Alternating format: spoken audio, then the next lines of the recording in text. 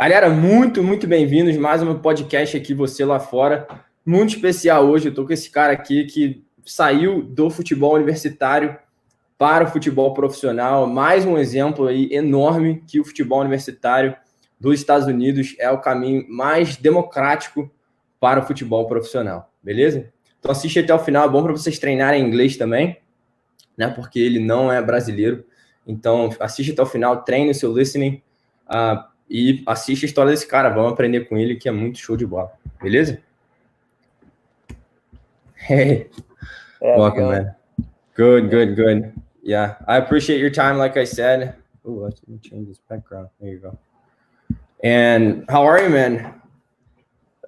What's happening? Where are you at right now? I'm home right now. I'm from Roanoke. It's like 40 minutes from Tech, where I play in college. Okay. And I'm just home, about to spend New Year's tonight with the family. Sweet. And yeah. What's planned for New Year's? What happens there with COVID and all? Just a bunch of family gets together. Well, not a bunch, just me, my mom, and a couple other friends. I hope not a bunch. No. With COVID and all? Yeah. It's been so crazy. Yeah, but it's just me, my mom, a couple other friends, and just wait until the ball drops or it hits 12. Sweet. Give hugs and yeah. Yeah, New Year's here is not that crazy. I know in Brazil is insane. I don't know if you've heard. I know I've been. You have Brazilian teammates, right? Oh, you have? No way. Like that's so awesome. 2011 that I have a cousin that lives in Rio de Janeiro. Oh, no way. That's where I'm from. Yeah, so he invited us, and it was sick. Like, we were at the beach, the fireworks and the beach. Like, it was. Yeah, tell me about it. Do you remember what beach you're in? Copacabana.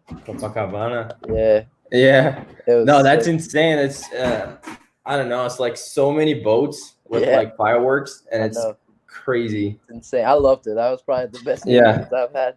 I know. I spent New Year's there once, but there's a bunch of buildings, like a bunch of apartments, and that's like for rich people usually. Yeah. Like right at the beach. Yeah. And I had a friend once that had that connection, and I spent New Year's like at an apartment. Jeez. It's I feel like it's kind of better than being at the beach because you don't have that like many people around you, but you're still there. Yeah. It's sick. Yeah, it's awesome. I didn't know you've been there. That's so awesome. I know you have Brazilian teammates, right? Yeah, Wellington Jr.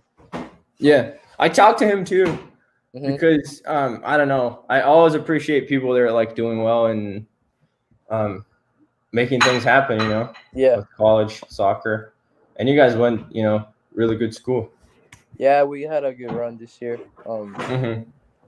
Came short, but it's just soccer, So tell us a bit about yourself, like where you from, what happened in your life before you got here, like how did it happen for you to make it all the way to Virginia Tech and then pro, which we're gonna get there a little bit more.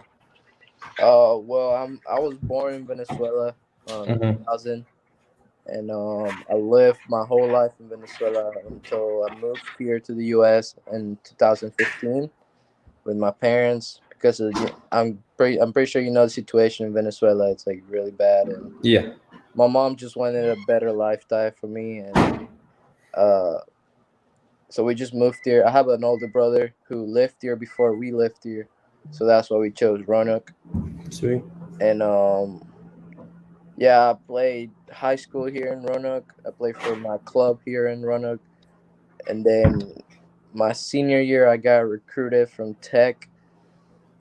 I was talking to other schools. I was talking to UVA, Pittsburgh, and VCU. Tech came out of nowhere. I talked to him for like 3 weeks, and I committed right after that. So that's awesome. Yeah, awesome. It was really crazy. Yeah. But then my first year at Tech, I had the mindset that freshmen don't get playing time. They don't usually play, and I already knew that. I knew I'll get playing time, but I wasn't sure if I was going to start I did every game. So you started every game as a freshman? Yeah, I've started every game until now. Yeah, it was nuts. Let's go, man. But That's insane. yeah, it was. I loved it. I mean, it doesn't happen often. I know. Yeah. So especially in such a big school. it was big for me and for where I come from too. Like from Venezuela to Roanoke, small town. I understand. Yep. People would think I'm really bad just because of where I'm from, and it turned out the other way. And it was just. Oh yeah, tell me about it. Yeah, it turned out really good, and yeah, my second year it was great. Obviously, a little bad because COVID gave us less games. Totally. All the testings in the mornings. It was just a mess that we had to go through if we wanted to play, but it's what we had to do. Such a mess. I'm happy you guys did. I mean, we didn't at all. We got shut down completely. Where are you from? I'm from. I'm in Ashland, Oregon right now. So I play at an NAIA school, Southern Oregon University. Okay. So we got shut down. Our conference got shut down. Yeah. Things continue to get worse still. So we don't even know if moving through with season this spring. Yeah. It's supposed to start in February, but we're not sure. Yeah. So how is it for you growing up in Venezuela, right? What is it like life there, and how big was it of a transition for you guys to like move out of there completely? Because I know most people can't afford to do that, to move out, seek a better life, get better things. So how was that for you and your family? Well, life in Venezuela was good, but like I was a kid, I wasn't really aware what was going on. Yeah. Not like my parents. Like my parents knew everything, so they'll lie to me about things and stuff just to protect me, which is fine. Like I understand. And then obviously I played soccer there. I played for my elementary school, my middle school to say one way because it's not the same, obviously. Yeah. But, and then at the age of 13, I went to this academy who has pro in Venezuela, like the first team. Okay. And I just play for the youth. I play for the U14 and the U16. I went to 2 camps of the U15 national team. Nice. But then they told me I was too small to make it, so they never. Oh wow. But yeah, that didn't bother me at all. Like my God, that must feel so good, dude. Right now, yeah. You look back and like you remember those people, telling you're not gonna make it. Yeah, I mean, it's awesome. It was. I didn't care. I had my club. And my club had the assistant coach of the U15, so he was always like looking at me. It's not like I lost connections or everything. Yeah. My team was always surrounded with like great players that play for the national team. Nice. I don't know if you know Christian Cáceres from. Yeah, I've heard of him. Yeah, I played and play against them. A bunch of guys that are out of Venezuela just doing big things, and that's awesome. Would you say that in Venezuela, you like for kids growing up, you either make it in soccer or you kind of screwed for the rest of your life? Because I feel like that's the reality in Brazil. Kids they're born and they already have a soccer ball. It's like, well, either make it here or you're gonna have a really hard time. I mean, yeah, it's hard to really. It might have changed now, but what I know of, you either play soccer or go to school, like college. Yeah, exactly. You can't really do both. And I was just gonna do soccer, because before I moved here, after I moved here, one of my coaches from the club was like, "We're gonna get you to play your debut with the first team." And I was like, "Dang, like that sucks, Like, why didn't you just tell me that? We would have moved later or something." But yeah, and you either play soccer in Venezuela or you go to school. You can't really do both. Yeah, it's the same thing, which is sad. And that's something that I love about here. because you can do both, and it's Yeah. so awesome. At least for me, I've always wanted to play. I've never really chased the ball that much in my life, just because I didn't have the right influences. My dad never really pushed me that much. My friends never really cared about soccer that much. Dang. So I kind of forgot about it really early in my life. But the dream is still there. I'm a kid growing up in Brazil. I go to the stadium, Maracanã, all of that. So I kind of gave up really early, but I've always wanted to do it. And then I was already in college in Brazil. I did 2 years of college in Brazil until this opportunity came up. Yeah. And I'm so happy that I didn't play at your level. I never really wanted to go pro, even after I came here. But just the fact that I could play 4 years as a pro, because you are treated as a pro, everything's so professional. And that's something kids don't get at home. They think, oh, college soccer, it's I don't like it. No, I want to go. I want to play Champions League, whatever. And they go their whole lives, with this illusion that they're gonna make it. But reality is, the numbers are insane of people that actually make it. Yeah, I think college is the path to go to the pros. Oh my God, so much, man. I've been telling people that it's so more democratic here in the U.S. Is it gonna be easy? No, of course not. But if you are doing well at a good club, if you are consistent, they're gonna look at you. Yeah, for sure. It's not. I don't know if you know much, about Venezuela, or if you've been through that. But in Brazil, it's kind of like a mafia. There's a lot of, if you got to know this manager and this agent, gonna make a connection for you. But I feel like here in the U.S., the coaches are so democratic. If you're doing well, you have a good, relationship, you're professional, right? Because you can say that very well, because you have to be a professional from day one, right? From everything you do. You're gonna make it. And you living proof. Soccer in Minnesota is like that. You gotta know someone up there that can get you up there. But here in the U.S., people, I hope coaches are starting to look more at college. There's a lot of talent that people just always missing out. Just because it's college, they don't really believe in college for some reason. But I think they're starting to look more into college players. But I also think college is the path to go to the MLS, or at least USL. At least USL, definitely. And with the growth of USL now, a lot more colleges are being seen. Colleges maybe are not, VT or crazy big D1 school.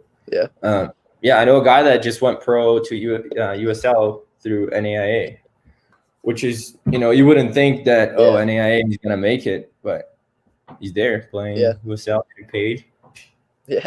On TV, which is so awesome. How was, so you went from Venezuela. How old are you when you came to the US? 15. 15, pretty young then. And then you went straight to high school? Yeah, I knew no English. That was my first year, was the really tough year.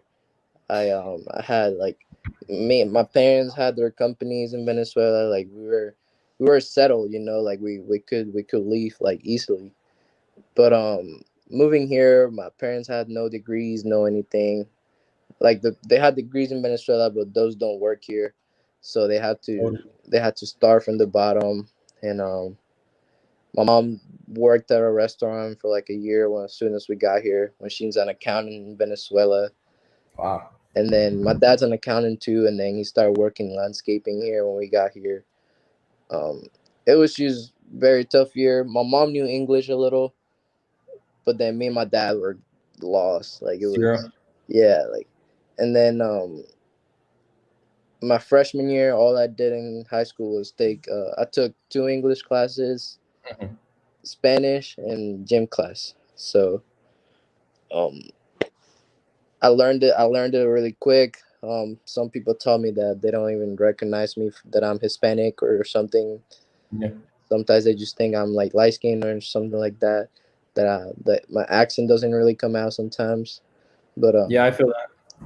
But I hear that a lot of times too. Yeah. Yeah, you don't have an accent. Yeah, I hear that a lot of times. Like, Yeah, oh, I didn't even know. I thought you were native. But yeah. But yeah, I don't know. first Kind of year gets was me tough. pissed a little bit Yeah. sometimes. Like, oh, I'm Brazilian, dude.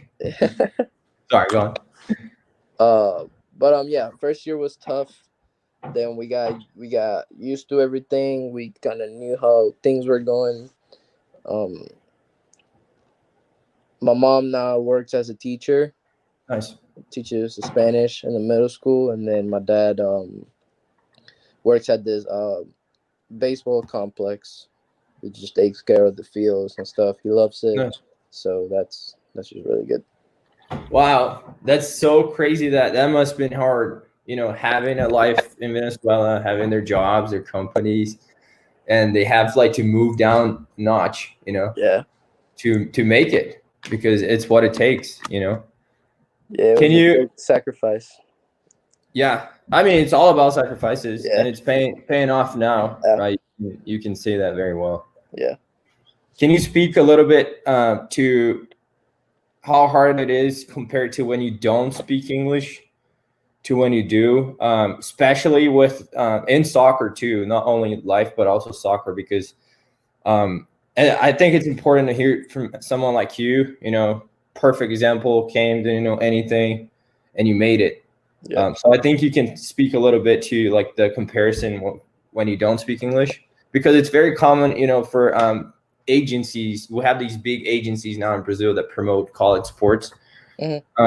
but their main message is you can come in, you're gonna get 100% scholarship, and you don't have to speak any English. Mhm. And you know that's how they get a lot of money from these kids that don't know anything. Mhm. And I'm always telling people like, yeah, it's doable to come with no English, but you don't want to do that. You Yeah. don't, right? Yeah. I mean, um, in soccer, it was just I think soccer is what gave me friends. Mm-hmm. People. I would just play soccer. I wouldn't talk, but I would just play and do good, and people would be like, "Dang, like he's really good." And I was just playing soccer. I didn't know what I was playing for my first year. I was just Yeah. going with the flow. But obviously, you can't really communicate with your friends, your teammates. My coach had to bring an iPad to Google Translate the first year. Like it was insane. And then they do like this little sheet that tells you what you gotta get better at, and they put like you gotta talk more in the future. We understand your situation, but just know and then. But it was, Mm-hmm. and then in just like life. Obviously, school was a little rough because I didn't really know the system. It was hard for me to ask questions just because I didn't speak English, but I had people around me always helping me, Mm-hmm. and so I think that was what made me successful in that first year. How much Spanish did you have around you? I mean, Is there a big you know, Spaniard community, Hispanic community where you I at right mean, now? I speak Spanish with my mom, my dad at home all the time, but Yeah. in school, it's not that big of. My high school is not a big Hispanic community. Okay. There's one high school that's full of Hispanics. Mm-hmm. But my parents didn't want me go there because they wanted me to learn English. If I spoke Spanish all the time, I wasn't gonna learn anything. But Exactly. I have my couple of Hispanic friends that from high school that I made. I mean, now you're chilling, right? Yeah, now You're made it. it's Yeah. anything. That's so true, though, and I'm happy your parents had that vision because it's so easy. And people think that, oh, I'm gonna go to the U.S. and I'm gonna learn fluent English right away. But then, you know, they go to a school that there's a bunch of Brazilians, for example, and then, boom, they close down from the Yeah. culture, from other people, from other Americans, and they don't learn. You know, just go to any Chinatown, for example, in the U.S. You know, those old ladies, they don't speak a word of English. You know, they just. Yeah, that's so awesome, man. And then you played high school, did really well, obviously. How was your high school in terms of soccer? Like, did all the players know that, you know, if I'm playing high school soccer, you know, was it like super competitive? Like they all wanted to make it? Nah, high school was a joke. Like it was my high school wasn't a big high school. They were never really good at soccer. Um, it would always used to be like people that just wanted to play for fun, people that Hmm. plays all the sports, and that's the sport that's in that season right now. So they just wanted to try it out, and Yeah. they'll make it and they'll just mess around. But after I joined on I had obviously I had a 3-4 players that were really into soccer Yeah. that really wanted to go to college or make it pros. Um, that was my junior year. That team was really competitive. That we wanted to win, and then my senior year, I don't know what happened to me, but I started going crazy, and then broke like every record from my high school. Nice. Um, Made it to the first state final championship for the high school. We lost, but it was the first. I think I lost your audio. Yeah, I lost you.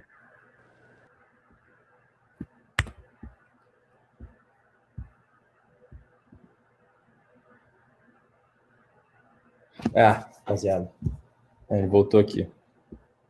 Hey, Hello. are you there? Yeah, Nice. I don't know what happened. I'm sorry. Yeah, that's okay. But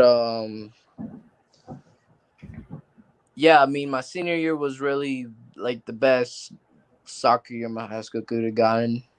Um, and yeah, that was about it in my high school. I have every record from my high school. Um, Made history with it. Yeah. Nice. Yeah, that's awesome, man. Congratulations. Obviously, you made it. I mean, there's still a lot of work to do, but Yeah. you're almost there. How is like the recruiting scene? Because a lot of kids also want to come to the U.S. to play high school, which is I think it's a good option because they can be seen by coaches, for 2 3 years, which is going to make a lot of difference for recruiting. Yeah. So how is that recruiting scene for you? Do coaches come to watch your games, or did you reach out to coaches too? They never came to watch high school just because it was like the competition wasn't really good. Uh, I got seen by my club. Played for VVR Star. It was Roanoke Star, but then they changed the name to VVR Star. Mm-hmm. And we'll go to what's it called? College showcases Oh, sweet. in Yeah. Richmond. The CCL showcase and a bunch of coaches would just come. D1, D2, D3 coaches. That's where Waylon and Mary was always there. Tag watched me there a couple times. JMU. It was always a bunch of college coaches there. So I Nice. think club was the path for me to get recruited, and also all of the coaches that knew me, they were always putting the word. Hey, you gotta check out this kid. And my tech coach, when he was recruiting me, he was like, "I'm gonna come to one of your practices with your club to see how you do." And I was like, "I think that's weird, but okay." And then I was just training, and then I saw him walk in, and he just sat down in the grass and watched me play for like an hour, and he just left. And then that night called me, and Nice. yeah, That shows how important like your training attitude is, right? Not only like the games, because a lot of people think, "Oh, I'm gonna make a highlights video," but how big of a piece is the actual training ground and all of it, right? That involves yeah, the training, like your attitude, how you behave, like your how do you build a relationship with your teammates, with the coaches, and all that. yeah. It comes out. It all starts at home. It's not just in soccer. Like if you're great in life, you're gonna be great in soccer. If you're a good person, you're gonna do good things. Like it's not just soccer. I think Mhm. it's the people I had around me too was a great group of people that always supported me. They knew what my dream was, so they never like put me down. They were never like, "Oh, you're not gonna make it. You think you're good, but you're not." They were always like, "Yeah, bro, Mhm. like just do your thing," Like So that I think the support was that You had a good support system. Yeah, my That's family, a big thing friends. It was just great. That's a big thing too. Yeah, I hear from a lot of kids that, you know, their parents just don't support them because they don't think they're gonna make it, you know. And it's like, oh, go get a job, you know, go get an education. Yeah. Which, you know, they're not wrong. Yeah. Because the amount of people that actually make it is so small. Yeah. That they're never gonna think that their kid is gonna make it, you know. Yeah. That's super awesome, man. I'm very, very happy for, you know, what you achieved and Thank you. how everything went down. I don't, you know, we just met, but I'm always happy to see people, you know, making it. Yeah. Especially from how you did it. And like, if you can explain now how everything went down from being, you know, high school and then you went to college. How was it, you know, for you, the whole experience? And then what happened that now, what did you achieve is what I'm trying to get. Well, obviously my dream since I was a kid, it was play pros, like be a pro. Mm-hmm. And now I signed pro already, so I hope to make my debut sometime soon. And it's just a dream come true, you know. Has it hit you yet? What? Has it hit you yet that you like, fuck, I signed it, you know? I still can't believe it. Yeah. Yeah, like it's hard to believe that I'm gonna be up there with like people I watch all the time. But yeah, it's just been an awesome journey, and it's crazy to think that it's just starting a new one. Yeah. So just excited. Training hard right now to stay in shape for whenever camp comes, and Totally. just try to ball out. Can you explain what exactly is the Generation Adidas thing that you signed? Mm-hmm. It's a sign with the league with MLS. Mm-hmm. So I'm like a free player for whatever team drafts me. And I also signed with Adidas. Well, the contract is called Generation Adidas, but it's with the league, and then I'm also sponsored by Adidas. Okay. And then so I'm under the league, and then any team can get me without paying me anything because the league is it's already paying me. I see. So yeah, that's about it. So you get paid by Adidas and the league, the MLS, but not by the club. Mm-hmm. And that's how long does that last, or is that going to change once, you know, after a year in the club, then that changes, or how does that work? Well, I signed for 3 years. The contract could have been 1 year, 2 years, 3 years, 4 years, but I got a 3-year contract with two extra option years. So, Nice. And you're very happy about that, obviously. Yeah, of course. It's just great. That was my only way out too for the pros. My coach didn't want me leaving if I didn't get that contract. So, So to sign that contract with Generation Adidas, right? You had to drop out of college. You had to say you had an option. Like, I can either choose to finish my college education or go pro right now. How did that decision? How was that? I feel like that was probably interesting with your family and all. I'm not. I can't play in college anymore, but I'm not fully dropped out of college. Like the MLS has this you can study. Yeah, this online college sweet, man. that you can take classes online. So what my agent and my coach recommended me, it's like take 1 class, 2 class each semester to keep your degree going, and that you're gonna get it at some point. So that's awesome. So I think I'm gonna be doing that. Yeah, definitely, right? Yeah. I mean, you only have soccer now in your life. That's your job. Yeah. You're getting paid for it, right? Yeah. Yeah, you get paid for what you love doing. So.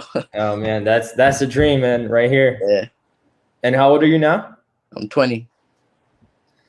Big things, man, to come. Yes, sir. For sure. Wow, that's so awesome. Huge example for a lot of kids that I'm just trying to pick your brain, you know, to know like, why did you make it? not everyone else, but that's so awesome. Yeah. What do you think in your vision, like what made you different from everybody else coming from high school? Obviously talent, there's, there has to be some talent, but I cannot help but imagine how hard your work ethic is too. Like you don't make it if you don't have a crazy work ethic. Yeah, I've just always been committed to soccer. Always trying to grind, like on when we have like these little breaks for college. My mom's always like, "Why don't you take a break?" Because I'm always training with like the other college players that are done playing for the season, so we all just get together. And she's just always like, why don't you just like take a day or two, because that take a break. There's someone out there working harder, so that's just not how I'm gonna make it. So I think that I'm just very committed to soccer. I really love it. I've been around it since I was young. My brother is the one that got me into it, so I think that um, if I give it up, I'll be giving up to my brother, to my family that support me on it all the time. But yeah, I think I'm just committed to it, really committed to it, down for everything that's related to it, practices, COVID testings, everything. Like it's just commitment for me, I'll say. Totally. So, I mean, the way I think it happens is that you're so committed, like you're saying, that you have nothing else in your mind but to be a pro. Like it's like almost like an obsession, right? Yeah, You have no other option. Like this, I am a pro. I feel like you also have to have that mentality, right? You're ready, act like a pro. You consider yourself a pro even before it happens, right? yeah, like, yeah. I mean, it's just the mentality too. Like if it was just a joke to me, I probably wouldn't be here. But Totally. I really been committed to it since I was little.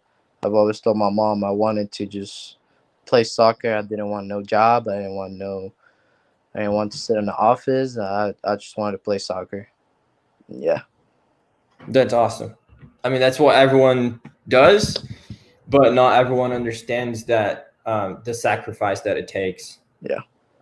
Like you said, you never have a break. You never took a break. Yeah. But I'm talking to kids daily, and they're like, "Oh, I'm on vacation right now," and like, okay, I mean, Right. it's your choice, but know that there's no vacation. For athletes, they don't take a Yeah. break. You're always training, always touching the ball. You always have the ball on your feet, even just around the house. You have to have the ball, just messing with it, just be, always involved, like you said, right? Yep. That's so awesome, man. Thank you. And how was like your college career was kind of short, right? It was only 2 seasons, and one of them was COVID. Yeah. Jesus. Are you on one side? Are you kind of bummed that your college career ended? You obviously have a strong connection with the school, with the your teammates, your training grounds, and all that. Yeah, I mean, obviously, well, we built a really good team for the spring, for the NCAA tournament. It sucks because we just had such a great team compared to last year, and we really had a good shot for the NCAA. But I know they'll be fine. I know they're talented group, really talented players, and I would have loved to play my 4 years, but this opportunity doesn't come often, so I had to do what was best for me, and I think I made the right choice. Hopefully. Yeah, I'm sure you did, man. And I also hopeful that it'll be a good one. Yeah. How did that happen? Like, how'd you hear about it? That people wanted to sign you. My freshman year, I went to the combine, the MLS combine. I got called up to it. My coaches put in the work for me, and then other coaches, I think they did too. So I went to that. I knew I wasn't gonna get drafted then, because I was a freshman and all that. And, like it was fine. I would just go back to Tech happily and just try to do the same thing I did in my freshman year.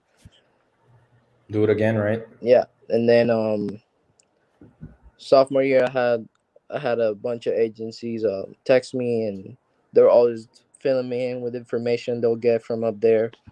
So my coach was always like, "I'll talk to the Generation Adidas guy. You're on the list, mate. You're probably on the list. So just be aware." And then I knew there was a big chance of me getting it. And then one day my coach called me, and he was like, That's "The Generation Adidas guy just called me. He told me he's gonna be giving you a contract. So just be ready for the call." And as soon as I hung up with my coach, the guy called me, talked to him, and then a few weeks went by, got the offer, had to negotiate it with my agent and stuff. And then when I was comfortable with a good contract, I signed it, and yeah. nice. That's so awesome. I'm like truly happy for you, man. Thank you. So you went to the MLS Combine, right? Mhm. You said, that was a big piece then of, for people to see it and all. How does that MLS Combine? How can you make it? Can anyone go, or how does that work? I think just a bunch of coaches have to put your name down, and obviously, if you did good, people are gonna clubs are from the MLS are gonna be like, "Hey, put this guy on this list to put in with the best out there," and then because they try to get the best in the country to go to the combine to see how they do against each other. Yeah. And it's really a mess because everybody's just trying to like shine and do their best. So like no one's in the same page. So it was very hard to just get it going. But I mean that's just what it is. Like everybody's just trying to shine. Like you want to look good. Yeah, totally. But yeah, I'm pretty sure coaches from the MLS are always like put this guy in the combine. I want to see how he does, and yeah. And how was it like a camp or like a weekend thing? It was You guys play games? It was a 2-day thing. Yeah, it was a weekend. In December, first week of December, I'm pretty sure, last year. And Is it only games, or you guys also have like some training sessions that you have to the do? first day was like we had 2 practice the first day. Okay. We had vertical jump, 40-yard sprint, and then the 5 yard shuttle. It was mostly like fitness testing kind of. Nice. And then the second training that day, we just trained like 5v5s per session. Small sided. Yeah. And then the second day we play. There's 2 teams. There was a red team and a blue team. And then we just scrimmage each other in the second day. Okay. Nice. That was it. So having you said like coaches put your name down and it goes, from connections.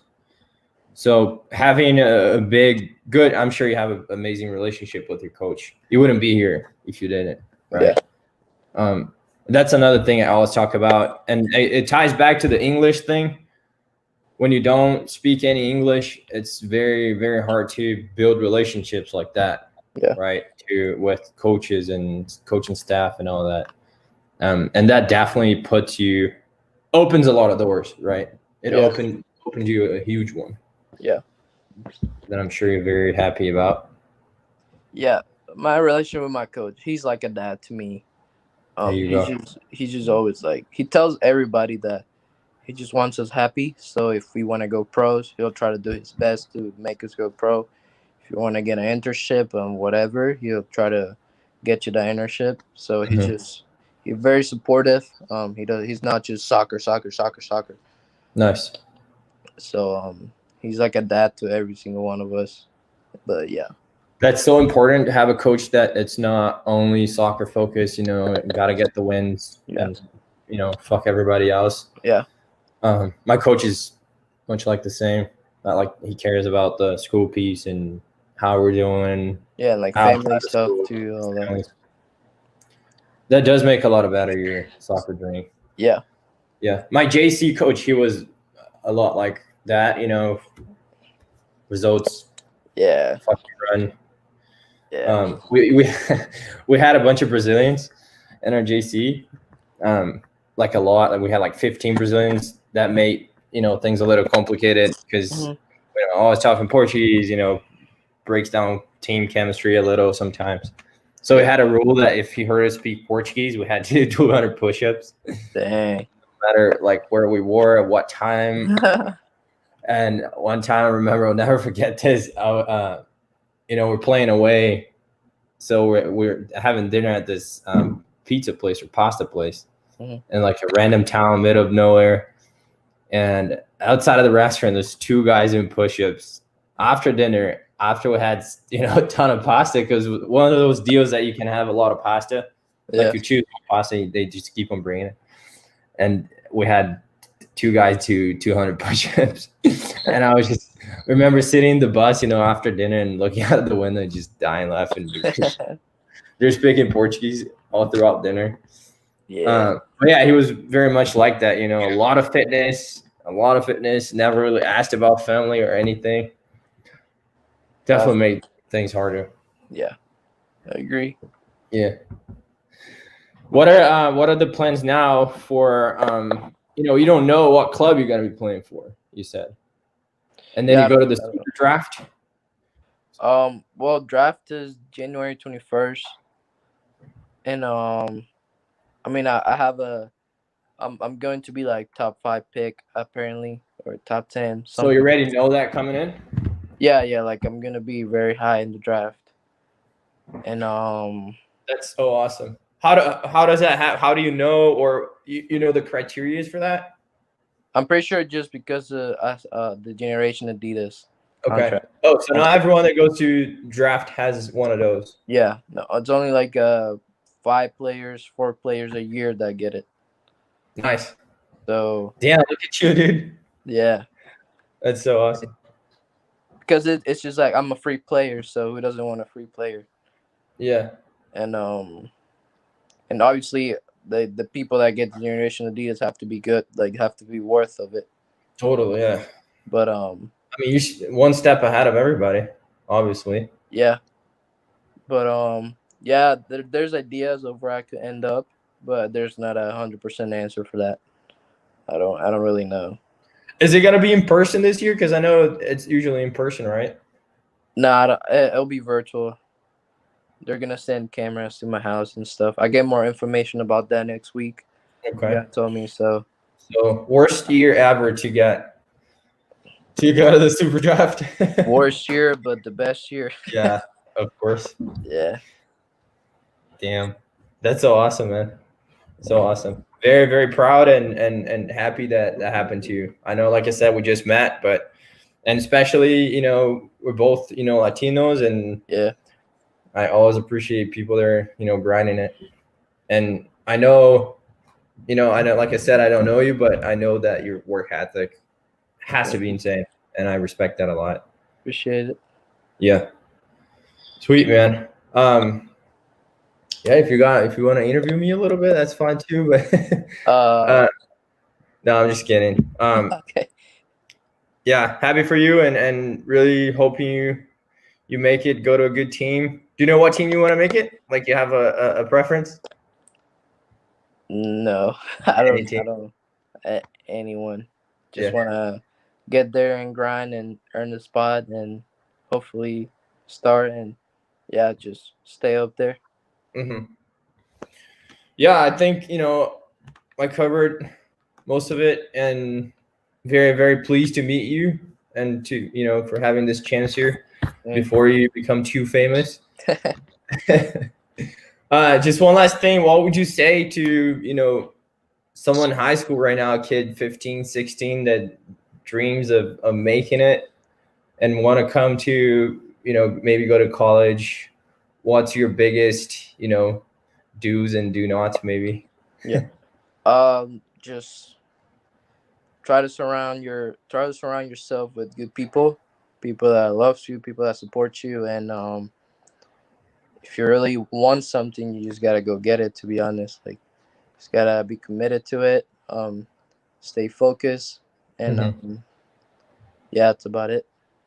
Sweet, man. Thank you so much. I'll be watching every step. Appreciate it. I hope to meet you one day in person. That'll be awesome. For sure. I'll be having a chat with your Wellington. I think his name is. Oh yeah, Junior. Yeah. Yeah. I'll be having a chat with him too.